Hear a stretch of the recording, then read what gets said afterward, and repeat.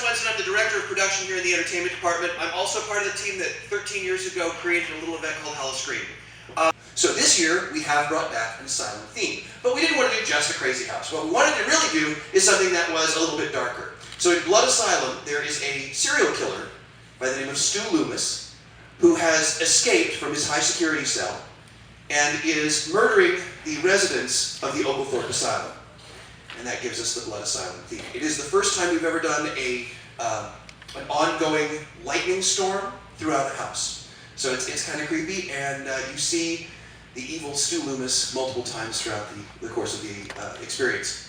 Another new house for us this year is Circus of Superstition 3D. Now this being our 13th year, we wanted to focus a little bit on some superstitions. So this house, in a nutshell, is 13 different superstitions brought to you by America's most feared profession, clowns. So if you don't like clowns, this is not the place for you. The one thing that's probably most interesting to me, I'm not going to give away all the secrets to this house because there's a lot of different unusual things. It is in 3D. It does use chroma depth technology, which gives you that 3D effect.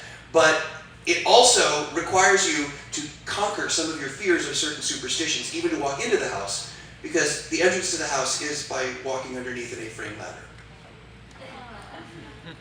We do have 5 returning houses with twists. Ultimate Gamble, which you guys will get a chance to, as Kelly said, walk through today. You are the only group that we ever do this for, so you'll get a chance to walk through it without actors, and we'll talk through some of the rooms and show what's going on in there. This is a returning house from last year, but we've made some rather significant changes.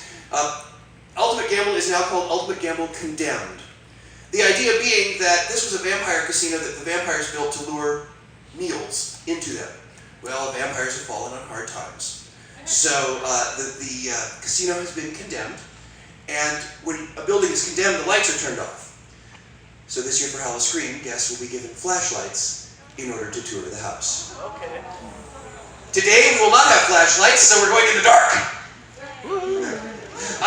Nightshade Toy Factory Mutation. Excuse me. Nightshade Toy Factory Mutation is a returning house, one of the most popular houses last year. The evil toy factory has been overrun with some sort of chemical runoff, and the toys have mutated into carnivorous little guys who are roaming around eating the folks who walk through the toy factory.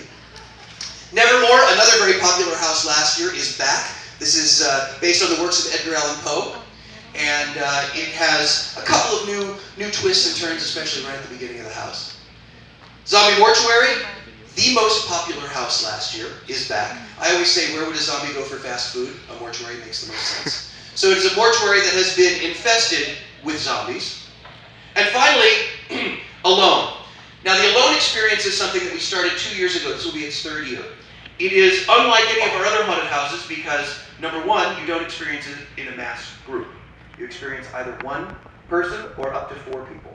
It is an additional charge to the experience, but it's unlike anything you've ever done before. Alone has sold out every single night of its creation, and we are anticipating the same this year.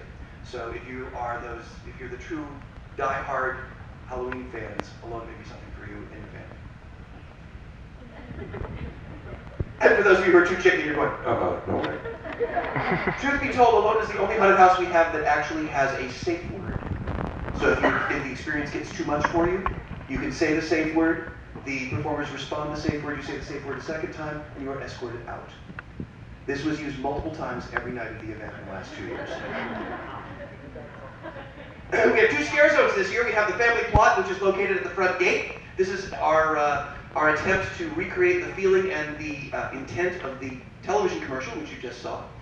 We also have Faded Memories. Now, since this is our 13th year, we kind of looked back a little bit, and we decided let's bring back some of the favorite characters and signage from houses through our 13-year history.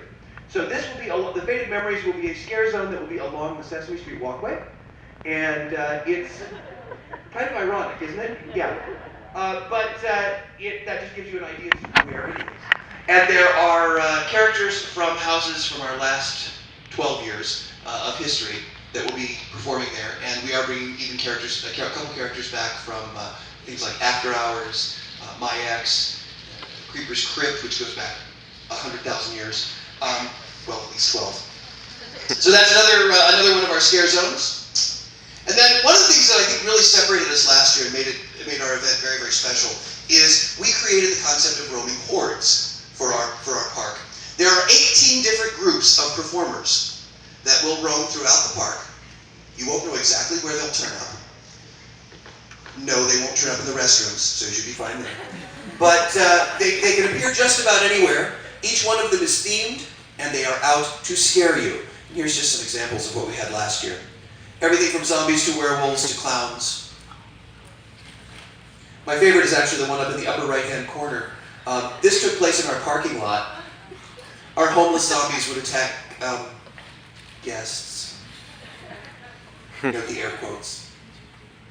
And when this was going on, I actually had a guest walk by and go, "That's not going to happen to my car, is it?"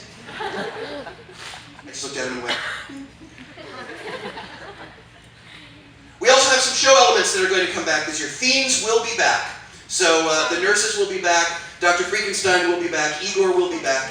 However, we've moved Fiends this year. It's no longer going to be in the Stanleyville Theater. It will now be in the Desert Grill, which means it will be part of our Fright Feast event. We have two atmospheric shows. One is called Slip of the Tongue, a demonstration of dark magic. And this is a creepy little magic show on the street, which ends with the performer catching a signed paintball in his mouth. And no, it's not just tossed to him. It is shot out of the paintball gun. He catches it and shows you your signature. So it's pretty cool. We also have another new show this year, which is called The Awakening. Now, several years ago, we did a version of The Awakening, and this year it is back and refreshed.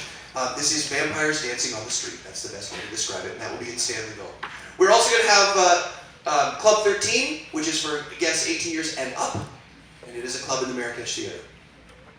We will also be working, there'll be photo ops out and about with our nurses, as well as our shot girls and shot boys for guests over the age of 21. And that, my friends, is a really quick overview of Howl-O-Scream 2012.